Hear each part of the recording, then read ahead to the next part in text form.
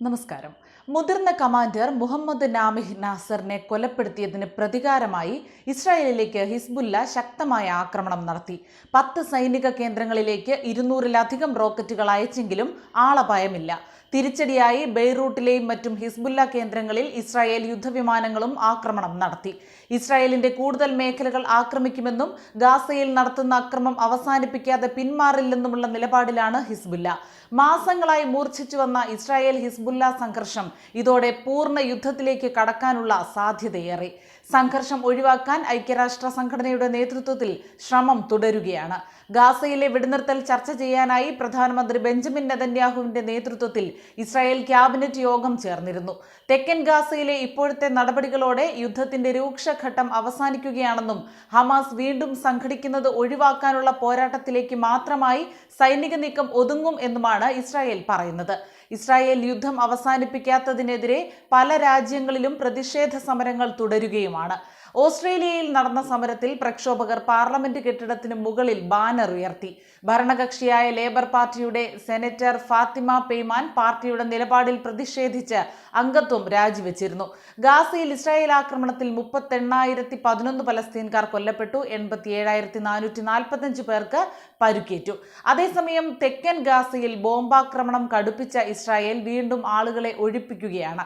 Khan യൂനിസിലും റഫേലുമുള്ളവർ പ്രയോജനപ്പെടുത്തിയിരുന്ന European Gaza hospital ഉൾപ്പെടെ കേന്ദ്രങ്ങളിൽ നിന്ന് ഒഴിഞ്ഞു പോകാനാണ് 2.5 ലക്ഷം പലസ്തീൻകാരോട് ഇസ്രായേൽ ആവശ്യപ്പെട്ടത്.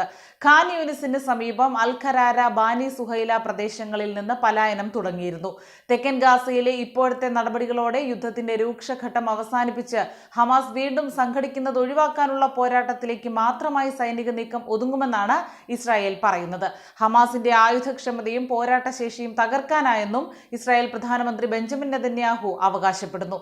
എന്നാൽ ഇനിയും വർഷങ്ങളോളം യുദ്ധം ചെയ്യാനാകുമെന്നാണ് ഹമാസ് വ്യക്തമാക്കുന്നത്. ഗാസ സിറ്റിയിൽ പട്ടാള ടാങ്കുകളുടെ ഷെല്ലാക്രമണത്തിൽ 17 പലസ്തീൻകാർ കൊല്ലപ്പെട്ടിരുന്നു. ഗാസയിൽ 27 പലസ്തീൻകാർ 24 മണിക്കൂറിൽ കൊല്ലപ്പെട്ടെന്ന് ആരോഗ്യ മന്ത്രാലയം അറിയിച്ചു. ഇതിനിടെ US, UK, ഇസ്രായേൽ എന്നീ രാജ്യങ്ങളുമായി ബന്ധപ്പെട്ട 4 കപ്പലുകൾ ആക്രമിച്ചതായി യമനിലെ ഹൂതികൾ വ്യക്തമാക്കി. ചെങ്കടലിലും അറബിക്കടലിലും മെഡിറ്ററേനിയൻ കടലിലുമായാണ് ആക്രമണം നടത്തിയത്. ഇതിനിടെ ഗാസ യുദ്ധത്തിന് കാരണമായ ഹമാസിന്റെ ഇസ്രായേൽ ആക്രമണത്തിൽ കൊല്ലപ്പെട്ടവരുടെയും പരിക്കേറ്റവരുടെയും ബന്ധുക്കൾ $400 കോടി നഷ്ടപരിഹാരം ആവശ്യപ്പെട്ട് ഇറാനും സിറിയയ്ക്കും ഉത്തര കൊറിയയ്ക്കും എതിരെ US കോടതിയിൽ കേസ് കൊടുത്തു. തെക്കൻ ഗാസയിൽ നിന്ന് പലസ്തീൻ ഇസ്ലാമിക് ജിഹാദ് ഇസ്രായേൽ അതിർത്തി മേഖലകളിലേക്ക് 20-ലേറെ റോക്കറ്റുകൾ തൊടുത്തിരുന്നു. തിരിച്ചടിയായി ഖാൻ യൂനിസിൽ ആക്രമണം ഉണ്ടാകുമെന്ന് ഇസ്രായേൽ സൈന്യം മുന്നറിയിപ്പും നൽകി. ഹിസ്ബുല്ലയുമായി സംഘർഷമുള്ള ലെബനൻ അതിർത്തിയോട് ചേർന്ന അധിനിവേശ ഗോലാൻ കുന്നിൽ ഡ്രോൺ ആക്രമണത്തിൽ 18 ഇസ്രായേൽ സൈനികർക്ക് അടുത്തിടെ പരിക്കേറ്റിരുന്നു. അതിനിടെ യൂറോപ്പിലെ അമേരിക്കൻ സൈനിക താവളങ്ങളിൽ US സൈന്യം അതീവ ജാഗ്രതാ നിർദ്ദേശം നൽകിയിരിക്കുകയാണ്. ആക്രമണ ഭീഷണി ശക്തമായതാണ് കാരണം.